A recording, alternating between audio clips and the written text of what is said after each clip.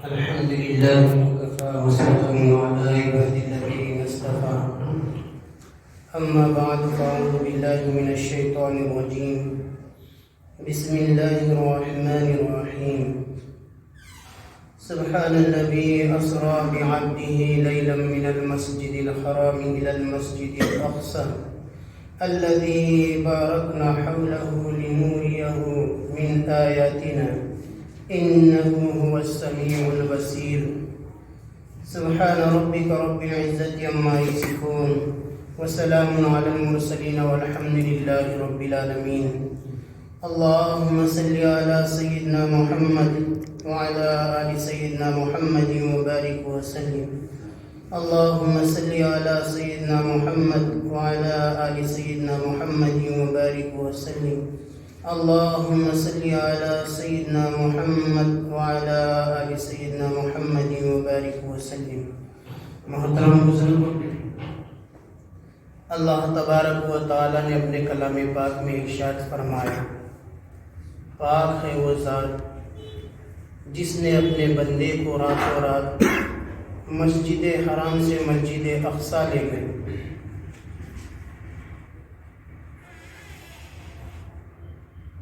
آج ہم جس مقصد کے لیے بیٹھے ہیں، سید الاولین والآخرین رحمت للعالمین امام الانبیاء کل امام کائنات صلی اللہ علیہ وسلم کو آپ معراج تشریف لے گئے۔ دیکھو، سفر کے دو حصے ہوتے ہیں۔ انسانوں کے سفر کا حصہ ایک ہوتا ہے کہ گھر سے پیدل چل کے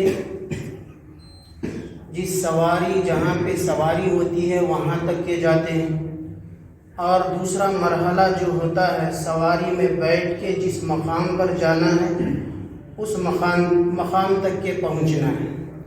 اسی طرح ہمارے نبی صلی اللہ علیہ وسلم کے سفر کے دو مراحل، ایک مرحلہ مسجد حرام سے مسجد اقصی تک کے ہیں، پھر مسجد اقصی سے دوسرا مرحلہ شروع ہوتا ہے سدرۃ المنتہا، اللہ تبارک و تعالیٰ کے ملاقات کے لیے جانا۔ یہ واقعہ کب پیش آیا؟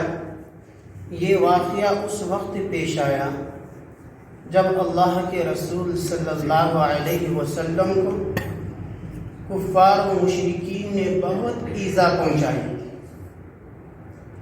آپ صلی اللہ علیہ وسلم نے جیسے ہی اعلان نبوت فرمایا تو آپ کے عزیز و اقاربہ آپ کے دشمن بن گئے، آپ کو تکلیفیں دینے لگی، آپ کو ایذا پہنچانے لگ گئے، آپ کو بے انتہا آپ کو تکلیف دینے لگ گئے۔ تو اللہ کے رسول صلی اللہ علیہ وسلم طائف تشریف لے گئے، اس ارادے سے کہ میرے قبیلے والے، میرے رشتہ دار مجھ کو ستا رہے ہیں، چلو طائف وہاں پہ جائیں گے اور طائف میں جا کے کچھ دین کی باتیں لوگوں تک کے پہنچائے تاکہ ان میں سے کوئی ایمان لے آئے۔ اللہ کے رسول صلی اللہ علیہ وسلم نے جو سفر کیے، آپ صلی اللہ علیہ وسلم طائف اکیلے سفر فرمائے، کسی کو پتہ نہیں تھی۔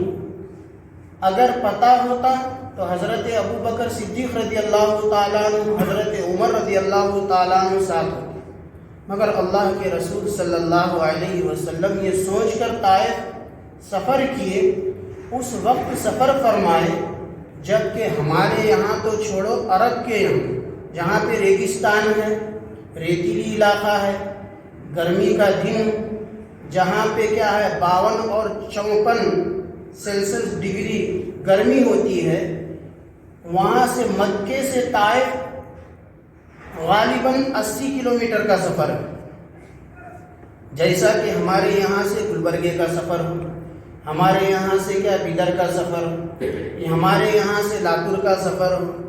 اگر کوئی آدمی اتنی گرمی کے اندر نکلے کیا عالم ہوگا؟ اللہ کے رسول صلی اللہ علیہ وسلم ویسے گرمی میں طائف تشریف لے گئے۔ جیسے ہی طائف پہنچے، اس لحاظ سے آپ صلی اللہ علیہ وسلم تشریف لے گئے تھے کہ وہاں تو میرا رشتہ ماموں کا رشتہ ہے، کیونکہ طائف میں بنو سعد جو حضرت حلیمہ سعدیہ رضی اللہ تعالیٰ عنہ کا قبیلہ تھا، تو آپ صلی اللہ علیہ وسلم یہ سوچ کر گئے تھے یہ تو میرا ماموں والا رشتہ ہوتا ہے۔ آپ صلی اللہ علیہ وسلم طائف پہنچے تو وہاں پر 3 سردار تھے، ہر ایک کا الگ الگ قبیلہ تھا۔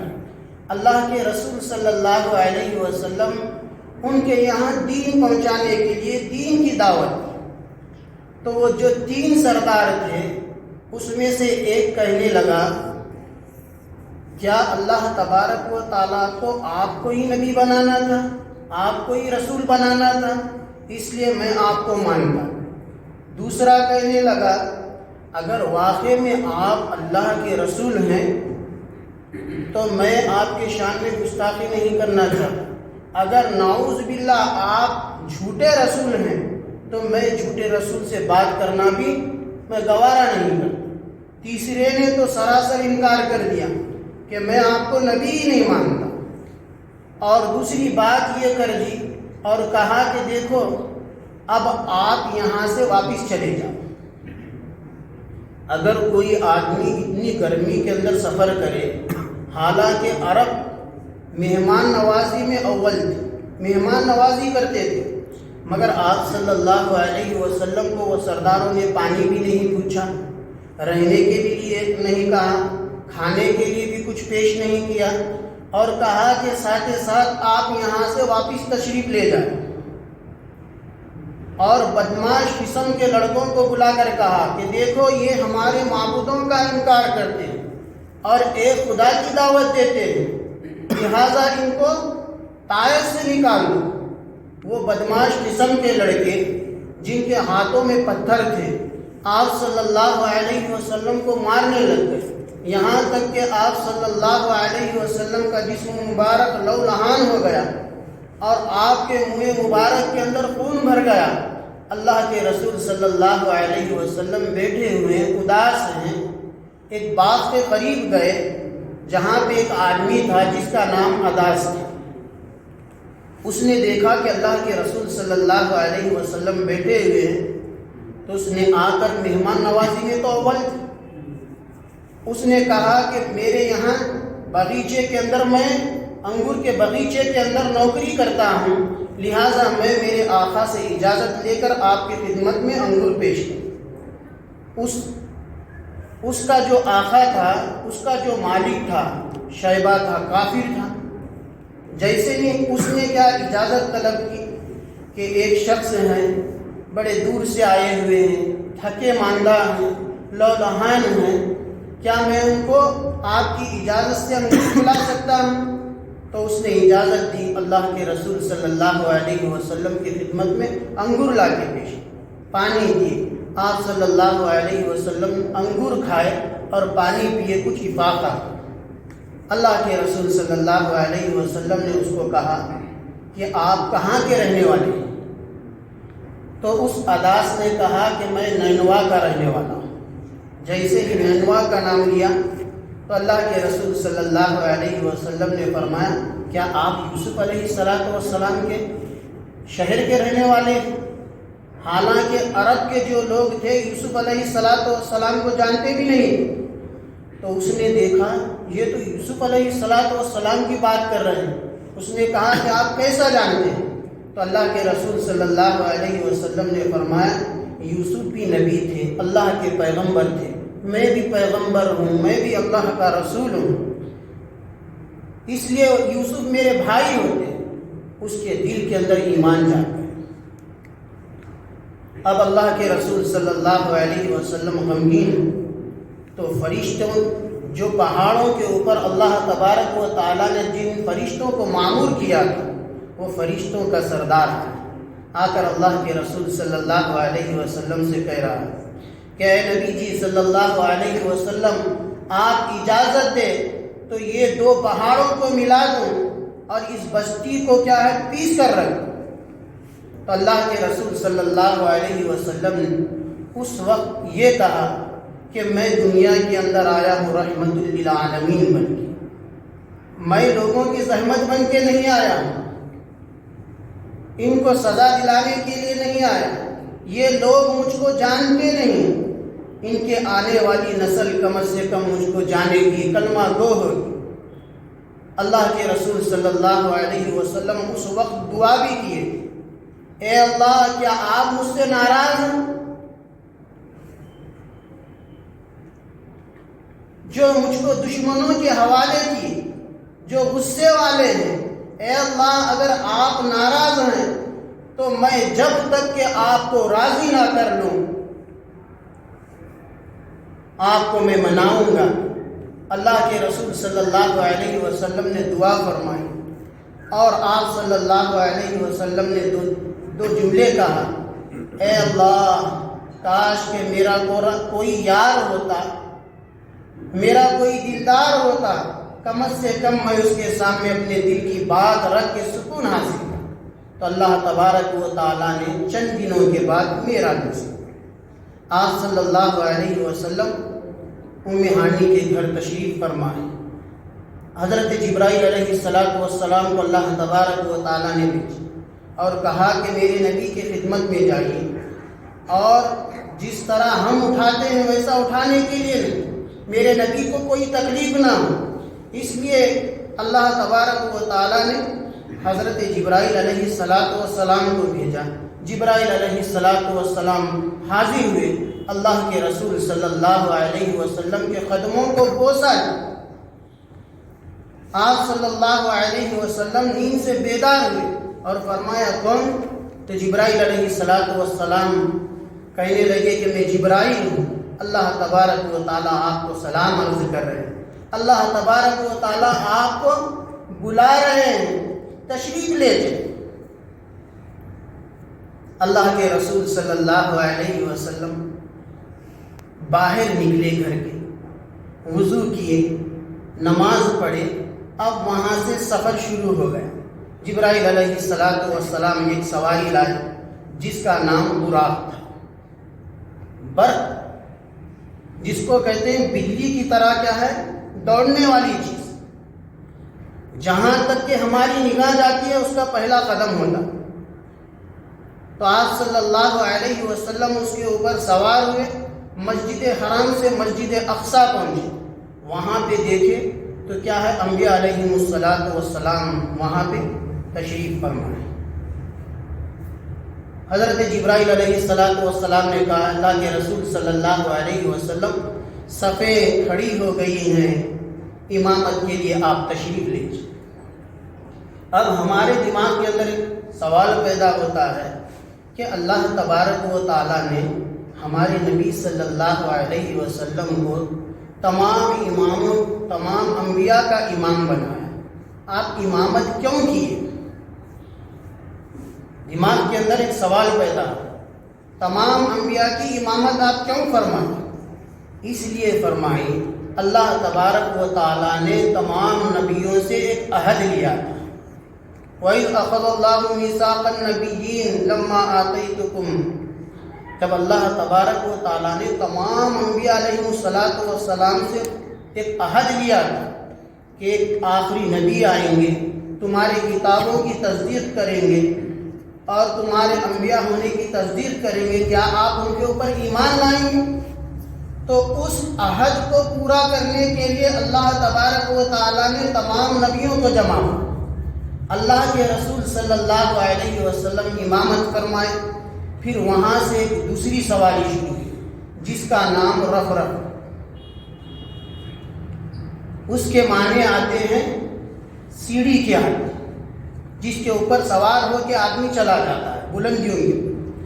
جیسا کہ آج کل اگر کہاں پہ 50 مالے کی بلڈنگ ہے، اگر کوئی شخص پہنچنا چاہتا ہے تو اس کے اندر ایک لفٹ ہوتی ہے، آدمی اس کے اندر بیٹھتا ہے، سیکنڈوں کے اندر کئی مالوں کے اوپر پہنچ جاتا ہے۔ تو رفرف جو تھی اس سواری کے اوپر اللہ کے رسول صلی اللہ علیہ وسلم تشریف لے گئے۔ یہاں تک کہ پہلا آسمان، دوسرا آسمان، تیسرا آسمان، چوتھا آسمان، پانچواں آسمان، چھٹا آسمان، ساتواں آسمان، وہاں سے سدرۃ المنتہا۔ سدرہ کے معنی آتے ہیں بیل، ایک درخت ہے اور اس کی شاخیں چھٹے آسمان میں اس کی جڑ ہے، اور ساتویں آسمان کے اوپر اس کی کنارے، جیسے ہی اللہ کے رسول صلی اللہ علیہ وسلم عرش پہنچے، سدرۃ المنتہا گئے، تو جبرائیل علیہ السلام رک گئے اور کہنے لگے نبی جی صلی اللہ علیہ وسلم میری حد اب یہاں تک کہ ہے، آپ تشریف لے جائیں۔ اللہ کے رسول صلی اللہ علیہ وسلم عرش کے اوپر چلے گئے، یہاں تک کہ اللہ کے ملاقات کے لیے گئے۔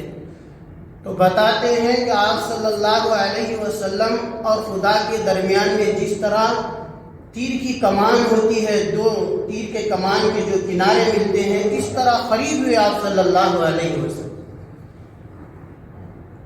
اللہ تبارک و تعالیٰ کی ملاقات کے لیے گئے تو آپ صلی اللہ علیہ وسلم نے اللہ تبارک و تعالیٰ کے سامنے یہ عرض فرمایا، التحیات للہ والصلوات والطیبات۔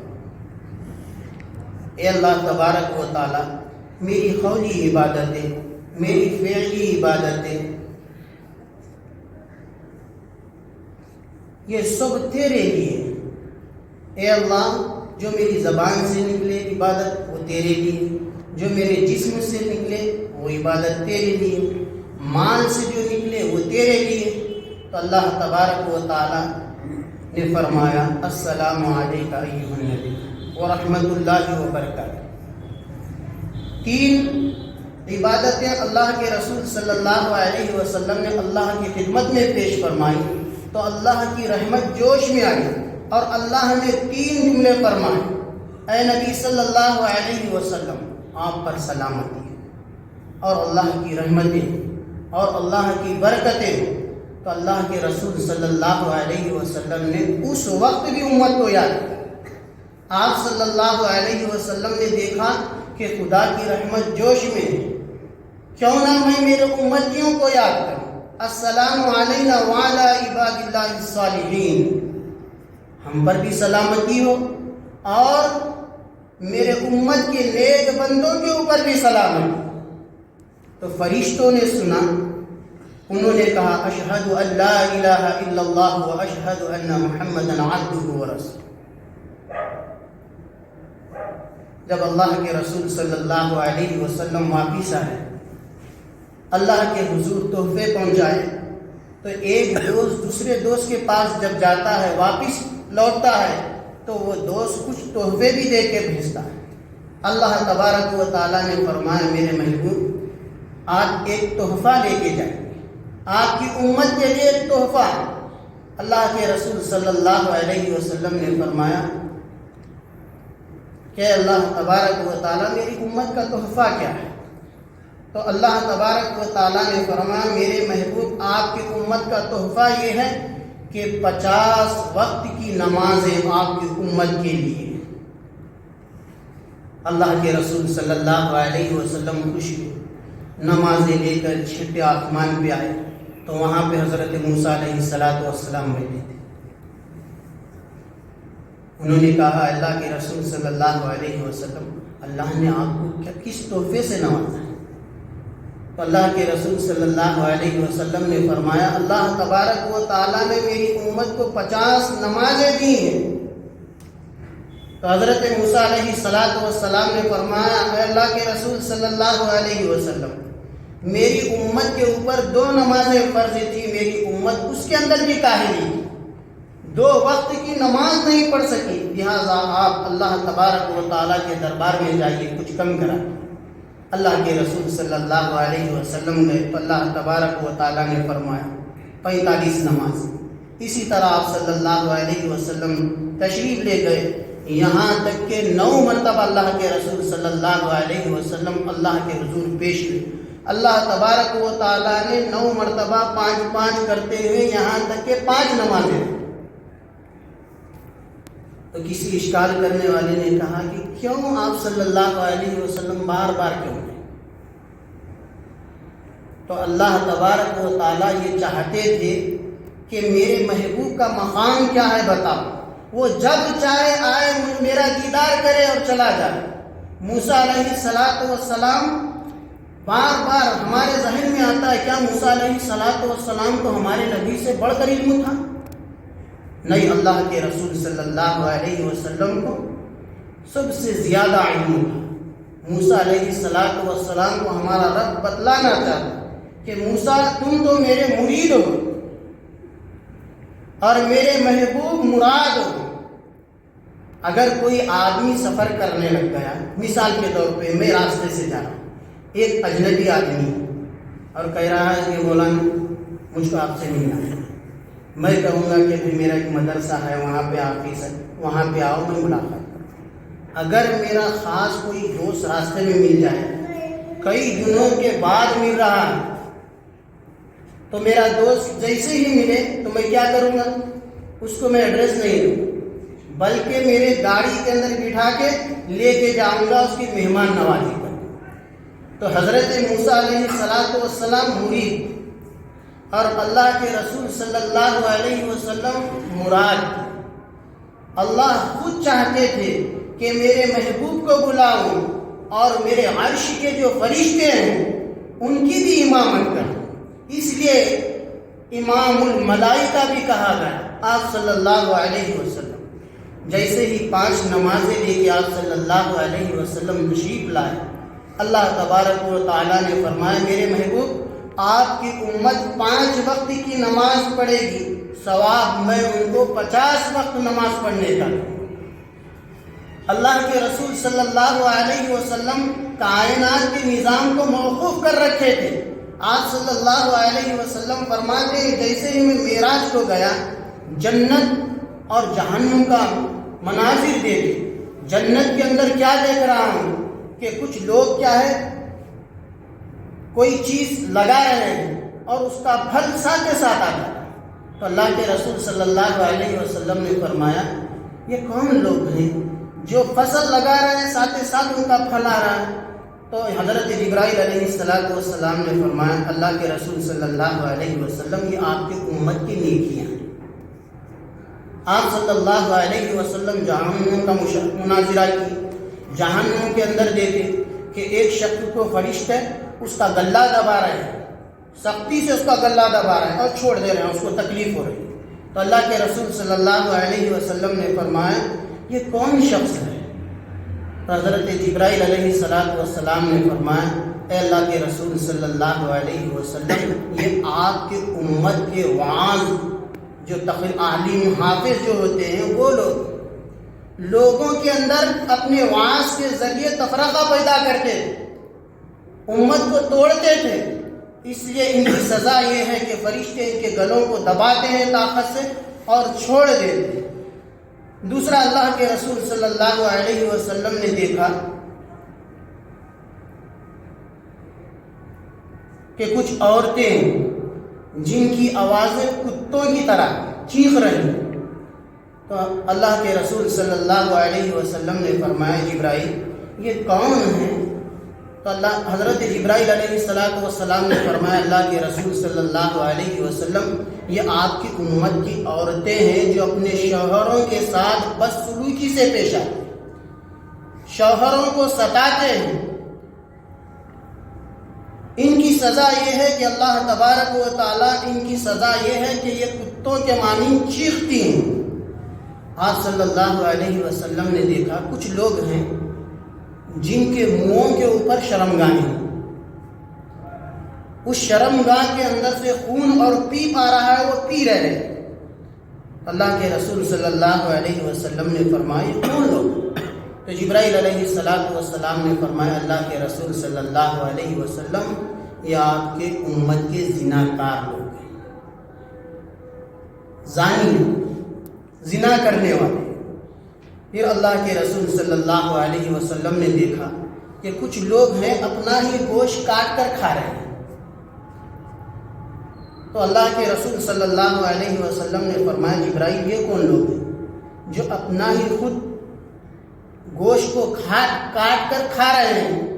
تو حضرت جبرائیل علیہ السلام نے فرمایا اللہ کے رسول صلی اللہ علیہ وسلم یہ لوگ وہ ہیں جو لوگوں کی غیبت کرتے تھے. ان کی سزا یہ ہے کہ ان کا گوشت خود ان کو کاٹ کر کھلایا جا رہا ہے.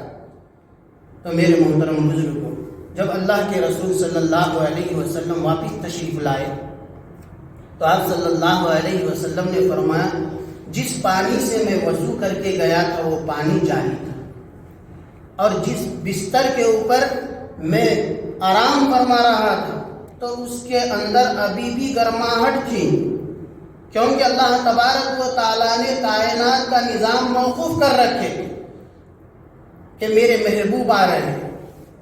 جیسے ہی صبح ہوئی دوسرے دن اللہ کے رسول صلی اللہ علیہ وسلم نے یہ واقعہ، معراج کا واقعہ، کفار و مشرکین کے سامنے بیان کیا.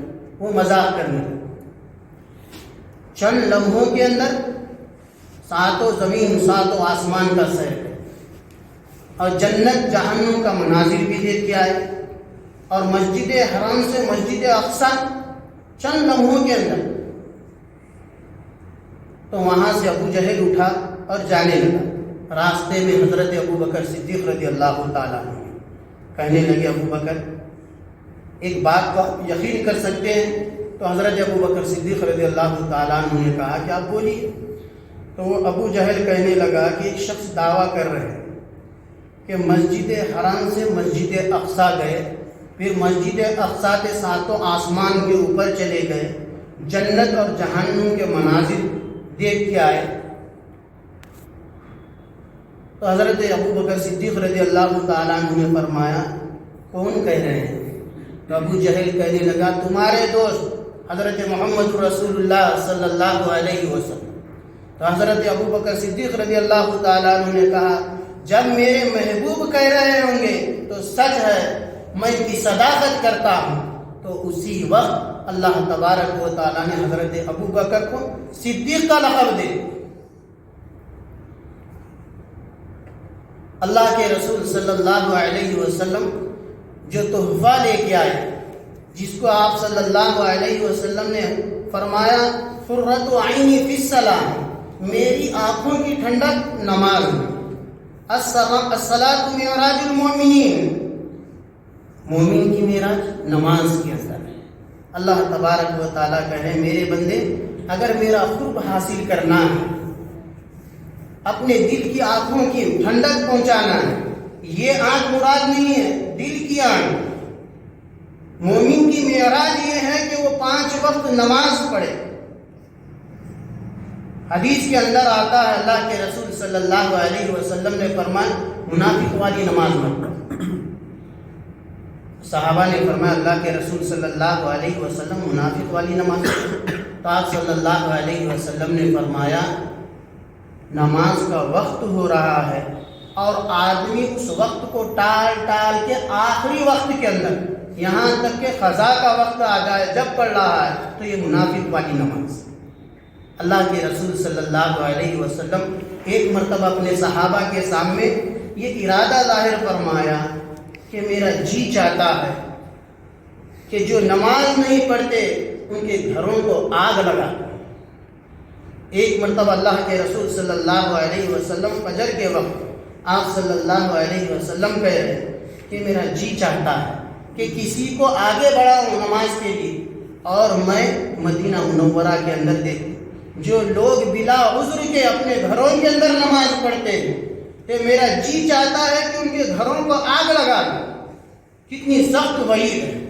اللہ کے رسول صلی اللہ علیہ وسلم کو چاہنے والے کبھی نماز کو ترک نہیں. 5 وقت کی نماز ہم پر فرض ہے. یہ مومن کی معراج ہے. گویا کہ ایمان والا اپنی معراج کر رہا ہے اور اللہ کا دیدار اس وقت ہوگا جب ہم اس دنیا سے چلے جائیں گے، جنت کے اندر نیکوکار ہوں گے تو اللہ کا دیدار ہوگا. جنت کے اندر اللہ تبارک و تعالیٰ کا دیدار کرے. میرے محترم بزرگوں، اللہ تبارک و تعالیٰ نے ہمیں زندگی دی ہے، اس کو غنیمت جانے، وقت کے اوپر نماز پڑھے. جماعت کے ساتھ نماز پڑھے. امام ابو حنیفہ رحمۃ اللہ علیہ کے پاس جماعت کے ساتھ نماز پڑھنا سنت مؤکدہ ہے، واجب کے قریب ہے، اور بعض علماء کے یہاں واجب ہے. اب ہم تھوڑی سی بات ہو جاتی ہے تو ہم مسجد کو نہیں آتے، اپنی دکانوں میں نماز پڑھیں. اتنا دنیا کے اندر مشغول ہو گئے کہ اللہ کا گھر بھی یاد نہیں آتا. اللہ تبارک و تعالیٰ کا مؤذن منادی پکار رہا ہے، حی علی الصلاۃ حی علی الفلاح. ہم ہیں کہ دکانوں کے اوپر بیٹھے ہوئے. کتنی ہماری بدنصیبی. معراج کے واقعے سے یہ ہمیں بات ملتی ہے کہ اللہ کے رسول صلی اللہ علیہ وسلم کو اللہ تبارک و تعالیٰ عرش پر بلا کر یہ نماز کا عرشی تحفہ دے کے بھیجے. جاؤ اپنے امتیوں سے کہہ دیجیے، اے میرے محبوب صلی اللہ علیہ وسلم، اپنے امتیوں سے کہہ دیجیے کہ 5 وقت کی نماز پڑھے، 50 نمازوں کا ثواب ملے گا. دیکھو دن کے اندر پورے 17 رکعتیں فرض ہیں. کتنے رکعتیں؟ 17 رکعتیں. پہلے تو فجر کی 2 رکعت اور دوسری ظہر کی 4 رکعت. کتنے ہوئے؟ 6. عصر کی 4 رکعت. کتنے ہوئے؟ 10. مغرب کی 3 رکعت. کتنے ہوئے؟ 13. عشاء کی 4 رکعت. کتنے ہوئے؟ 17. اب ذرا غور کرو کہ اللہ تبارک و تعالیٰ نے جہنم کے 7 دروازے بنائے اور جنت کے 8 دروازے بنائے، کیونکہ اللہ تبارک و تعالیٰ چاہتے یہ ہیں کہ زیادہ سے زیادہ میرے بندے جنت میں جائیں. اور ایک عرش اور دوسرا کرسی. کتنے ہیں؟ 17 چیز. اور اللہ تبارک و تعالیٰ دیکھو، بعض فرشتوں کے 2 پر بنائے، بعض فرشتوں کے 3 پر بنائے، بعض فرشتوں کے 4 پر بنائے. جو بھی بندہ نماز پڑھے گا تو ان کے حقوق ادا کرے. قبر کے عذاب سے، حشر کے عذاب سے، پل صراط کے عذاب سے، میزان کے عذاب سے اگر بچنا ہے ہمیں تو نماز کی پابندی کرو. اللہ تبارک و تعالیٰ نے انسان کے اندر بھی کئی مادے رکھے، کئی جوڑے رکھے، کئی نعمتیں اللہ تبارک و تعالیٰ نے دی انسان کے اندر. اگر انسان نماز پڑھتا ہے تو اس کا حق ادا کر دے. آنکھیں دی اللہ تبارک و تعالیٰ نے دیکھنے کے لیے، کان دیے سننے کے لیے، زبان دیے چکھنے کے لیے، ہاتھ دیے پکڑنے کے لیے. جب بندہ سجدہ کرتا ہے تو گویا کہ اس کا حق اس نے ادا کر. تو جہاں تک کہ ہو سکے کوشش کیجیے کہ نماز جیسی عرشی تحفے کو ہم ہر وقت ادا کرتے جائیں. ہمارے نبی جی صلی اللہ علیہ وسلم کی آنکھوں کو ٹھنڈک پہنچائے، خود کے دل کی آنکھوں کو بھی ٹھنڈک ملتی ہے. نماز کے اندر جتنا سکون ملتا ہے کوئی عبادت کے اندر نہیں. جب نماز پڑھے تو کم سے کم یہ خیال کرے کہ ہمارا رب دیکھ رہا ہے. اگر اتنا بھی خیال نہیں کر سکتے تو کم سے کم یہ تو خیال کرو کہ ہم تو ہمارے رب کو دیکھ رہے ہیں. اگر اس اخلاص کے ساتھ، خشوع و خضوع کے ساتھ ہم نماز پڑھیں گے تو یہ نماز ہمارے لیے شفاعت بھی کرے گی اللہ تبارک و تعالیٰ کی، اور چہروں کے اوپر نور بھی ہوگا صلاح کا. تو جہاں تک کہ وہ کوشش کیجیے اللہ تعالیٰ مجھ کو اور آپ کو کہنے اور سننے سے زیادہ عمل کی توفیق عطا فرمائے. واخر دعوانا الحمد للہ رب العالمین.